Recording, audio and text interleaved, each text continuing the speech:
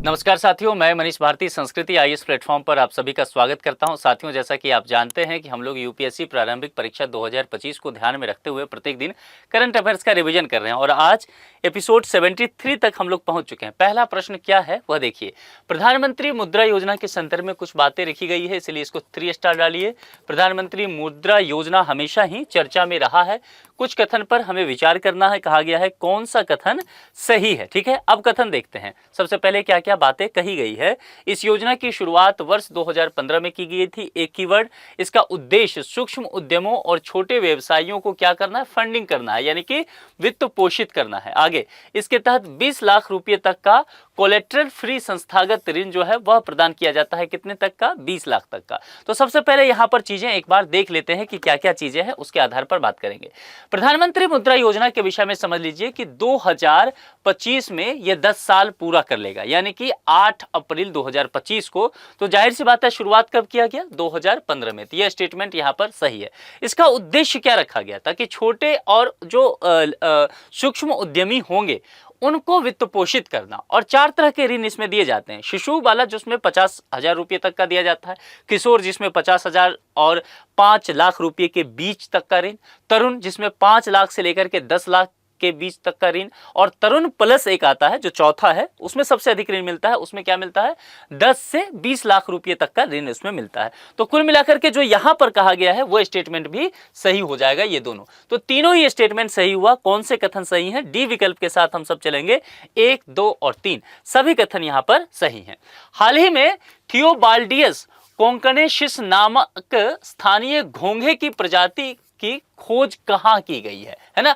ये इंपॉर्टेंट हो सकता है। ठीक है, क्योंकि बायोडायवर्सिटी से जुड़ा हुआ मुद्दा रहेगा। इसको आप 3 स्टार डाल लीजिए। हालांकि जब एग्जाम से पहले थोड़ा सा इसको पढ़ के जाइएगा, क्योंकि ये एक तरह से देख सकते हैं घोंघे की एक नई प्रजाति है, जो स्थलीय घोंघा होता है ना, उसको लेकर के। और यह महाराष्ट्र का जो कोंकण क्षेत्र है वहां पर हुआ। विकल्प के आधार पर हम ए के साथ चलेंगे। यह एक दुर्लभ भूमि घोंघा है जो पश्चिमी घाट की जैव विविधता में वृद्धि करता है। आप जानते हैं पश्चिमी घाट इधर पड़ता है, जो हमारा ये प्रायद्वीपीय भारत का हिस्सा महाराष्ट्र यही है। तो यहां पर जो है पश्चिमी घाट की जैव विविधता में ये वृद्धि करेगा। ए विकल्प के साथ हम महाराष्ट्र के साथ चलेंगे। जुबिन पोर्टल के संदर्भ में निम्नलिखित कथनों पर विचार कीजिए। जुबिन पोर्टल चर्चा में रहा, इसको भी 3 स्टार डालिए। और यहां पर देखेंगे यह पोर्टल एंटी रेबीज वैक्सीन और एंटी स्नेक वेनम के स्टॉक की निगरानी करने पर केंद्रित है ना। दूसरा, स्वास्थ्य एवं परिवार कल्याण मंत्रालय के तहत राष्ट्रीय रोग नियंत्रण केंद्र द्वारा विकसित किया गया है। 2 स्टेटमेंट दिया गया है, सही है। और कौन सा कथन, ये आपसे पूछा गया है। अब यहां पर देखिए जो बातें यहां पर की गई है उसमें 2 बातें हैं कि एक पोर्टल है और यह पोर्टल किस किस चीजों की निगरानी करता है। तो एंटी रेबीज वैक्सीन यानी कि ARV, और anti rabies serum, anti snake venom यानी कि ASV, इन सब के जो स्टॉक होगा इसका रियल टाइम निगरानी और उसके प्रशासन पर केंद्रित है। तो कुल मिलाकर के पहला स्टेटमेंट तो सही हो गया। अब दूसरा क्या कहता है कि एक तरह से समझ सकते हैं कि किसके द्वारा विकसित किया गया है। इस पोर्टल को स्वास्थ्य एवं परिवार कल्याण मंत्रालय के तहत राष्ट्रीय रोग नियंत्रक केंद्र द्वारा ही विकसित किया गया है, जिसे संयुक्त राष्ट्र विकास कार्यक्रम यानी कि UNDP के तकनीकी समर्थन भी प्राप्त हुए हैं। तो दोनों ही स्टेटमेंट सही हो जाएगा। तो कथन सही है पूछा गया, हम सी विकल्प के साथ चलेंगे। दोनों ही कथन यहां पर सही हैं। चौथे पे पहुंच जाए, बायोमास उपग्रह मिशन, ये इंपॉर्टेंट है ना, इसको 4 स्टार डाल लीजिए। बायोमास उपग्रह मिशन के संदर्भ में निम्नलिखित कथनों पर विचार कीजिए, सही है। और यहां पर फिर से कौन सा कथन आपसे पूछा गया है। पहले यहां पर कीवर्ड देखते हैं।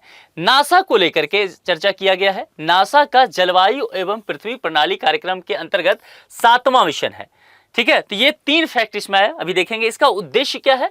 वैश्विक वनों का मानचित्रण करने के साथ साथ कार्बन स्तर का मापन करना। ठीक है, ये 2 बातें हैं। अब एक बात यहां पर समझ लीजिए, बायोमास मिशन जो है ना, दरअसल वह ESA क्या होता है? यूरोपीय अंतरिक्ष एजेंसी। तो उसका एक मिशन है, उसका 7वां मिशन है। ये मामला यहां ठीक है ना। और नासा जो है वो गलत हो जाएगा। ये ESA का एक तरह से यहां पर देखा जाएगा। तो ये थोड़ा सा ध्यान रखिए, इस फैक्ट की वजह से गलत होगा। जल्दीबाजी में आप पढ़ के निकल जाएंगे तो आप बाकी चीजें सही मान लेंगे और फिर गलत करके आएंगे, तो ये गलत हो गया।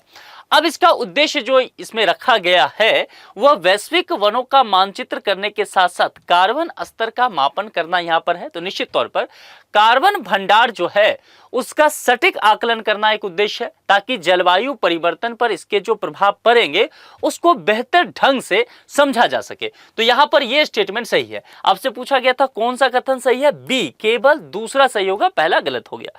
5वें पर आ जाए, जननी शिशु सुरक्षा कार्यक्रम, यह इंपॉर्टेंट है ना, चर्चा में रहा है, 5 स्टार डालिए इसको, क्योंकि इस तरह के स्कीम कुछ पूछा जाता है तो हो सकता है इस तरह के प्रोग्राम स्कीम यहां से प्रश्न आते हैं। निम्नलिखित कथनों पर विचार कीजिए, 2 कथन दिया गया है, सही है कौन सा कथन, ठीक है।